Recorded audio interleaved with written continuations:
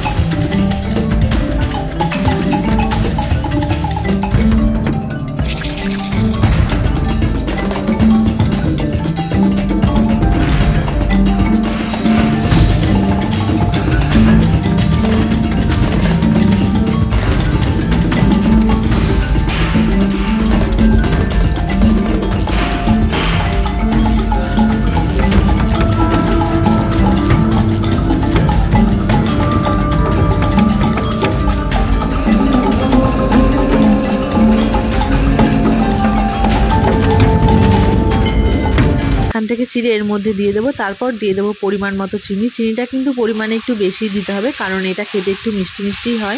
ওল ডাঁটা আমি আগেও খেয়েছি, তবে সেটা পেঁয়াজ রসুন দিয়ে, আর আজকে ফার্স্ট টাইম রান্না করছি, তাও আবার নিরামিষ। এই রেসিপিটা আমাকে মা শিখিয়ে দিল, তাই ভাবলাম ফার্স্ট টাইম যখন আমি ট্রাই করছি তোমাদের সাথেও রেসিপিটা শেয়ার করে দিই।